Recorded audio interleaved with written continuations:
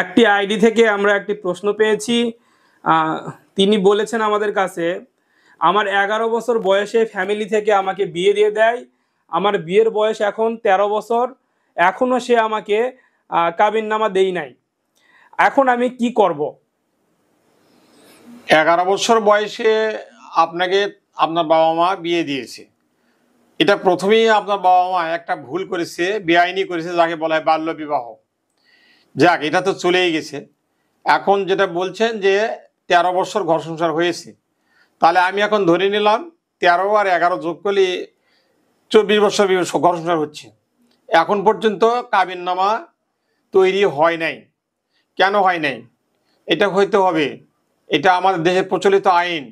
কাবিননামা না থাকলে আপনি কিভাবে স্বামীর নির্যাতনের শিকার যদি হন, তাহলে ওই স্বামীর বিরুদ্ধে আপনি কোনো আইনগত ব্যবস্থা কিভাবে নেবেন? কাবিননামা যদি না থাকে, আপনার স্বামীকে আপনি তাগিদ দেন বা আপনার গার্জিয়ানরা তাগিদ দেখ, যেটা ভুল হয়ে গেছে গেছে, এখন একটা কাবিননামা করে দেখ, এখনো দিলে হবে। যদি সে স্বেচ্ছায় কাবিননামা করিতে না চায়, যদি কোনো ঝামেলা করে, তাহলে তার বিরুদ্ধে আইনগত ব্যবস্থা নেওয়া যাবে। তার বিরুদ্ধে মামলা করে দেন কাবিননামা না করে দিলে, তাহলে সে দিতে বাধ্য হবে। এটাই আমার পরামর্শ।